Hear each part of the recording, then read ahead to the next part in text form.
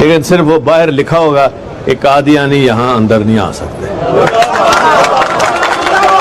جو بندہ ختم نبوت پر یقین نہیں کرتا اس سے نہ کوئی دوستی ہے, اس سے نہ کوئی لگاؤ ہے. اگر انہوں نے رہنا ہے تو منارٹی میں, جیسے ہم کرسچن کو رائٹ دیتے ہیں, ہندوؤں کو دیتے ہیں, تو ان کو ایسا رائٹ ہوگا.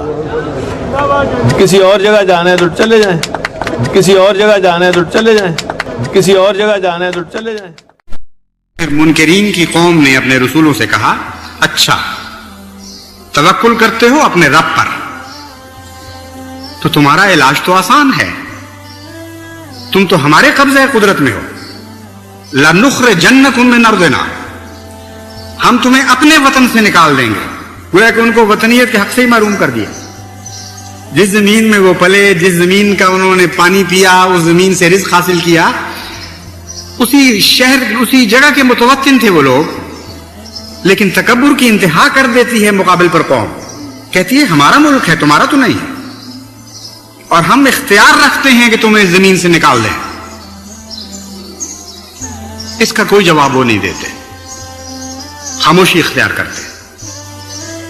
اور پیشتر اس کے کہ وہ جواب دیں, اللہ تعالیٰ آسمان سے ان پر وحی نازل فرماتا ہے, لَنُهْلِكَنَّ الظَّالِمِينَ, تمہیں ہرگز کسی معاملے میں دخل کی ضرورت نہیں ہے, کوئی ہاتھ ہلانے کی ضرورت نہیں ہے, ہم ہلاک کریں گے ظالموں کو, ہم ہلاک کریں گے ظالموں. یہ آسمان سے ان کو آواز سنائی دیتی ہے, اور فرماتا ہے کہ یہ کس زمین کے مالک بن بیٹھے ہیں, وطن کس کے ہیں, خدا کے سوا کسی کے وطن نہیں ہے, خدا کے سوا کسی کی زمین نہیں ہے.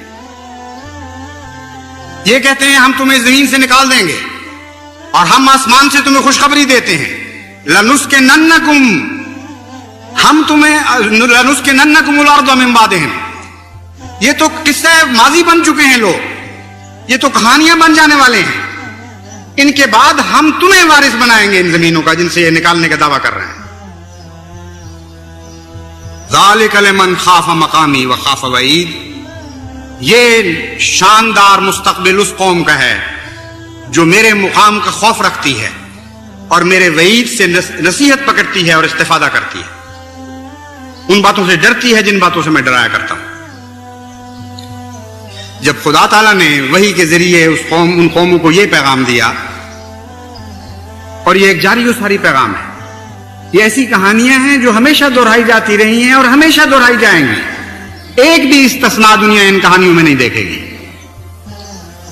پھر اللہ تعالیٰ فرماتا ہے انہوں نے ان سے گفتگو بند کر دی, وَاسْتَفْتَحُوا, اور عرض کیا کہ اے اللہ فتح تو تیرے ہاتھ میں ہے, ہم نے تجھ پر توکل کیا تھا, تیرا بے انتہا احسان اور کرم ہے کہ پیش طرح اس کے کہ ہم دعائیں کرتے تو رجوع برحمت ہوا, اور تو نے آسمان سے ہمیں خوشخبریاں دینی شروع کر دی, بس ہم تجھ سے ہی فتح مانگتے ہیں. یہ کہتے ہوئے انہوں نے اپنے رب سے فتح مانگی. وَخَابَ كُلُّ جَبَّارٍ عَنِيدٍ, اور ہر وہ شخص جس نے تکبر اختیار کیا تھا اور جبر اختیار کیا تھا, ہر سرکش اور حق کا دشمن ناکام و نامراد رہا.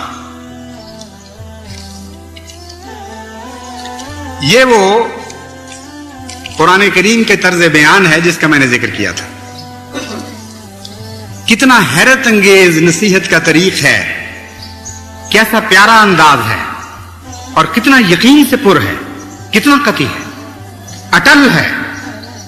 اس تقدیر میں جو خدا نے بیان کی ہے کوئی تبدیلی نہیں ہوئی اور کوئی تبدیلی نہیں ہو سکتی. بس وہ لوگ جو ہمیشہ خدا کے نام پر کھڑے ہوں گے, ان کے لیے ان رستوں کے سوا اور کوئی رستہ نہیں ہے. لازماً صبر کرنا پڑے گا, اور لازماً دکھوں کو خدا کی خاطر برداشت کرنا ہوگا, اور استقامت دکھانی ہوگی, اور توکل بھی خدا پر کرنا ہوگا, اور لوگوں کو بتانا ہوگا کہ ہم خدا پر توکل کرتے ہوئے صبر کر رہے ہیں. تب ہمیشہ ایسی قوموں کے ساتھ خدا کی وہ ان کو ایسی قوموں پر خدا کی وہ تقدیر بھی لازماً ظاہر ہوگی جس تقدیر کا اس میں ذکر کر دیا ہے. اور کوئی دنیا کی طاقت نہیں ہے جو خدا کی راہ میں حائل ہو سکے. جب وہ فیصلہ فرماتا ہے کسی قوم کو فتح دینے کا تو لازماً وہ فتح پاتی ہے, اور جب وہ فیصلہ فرماتا ہے کسی قوم کو ہلاک کرنے کا تو لازماً وہ ہلاک کی جاتی ہے اور قصہ کہانی بنا دی جاتی ہے.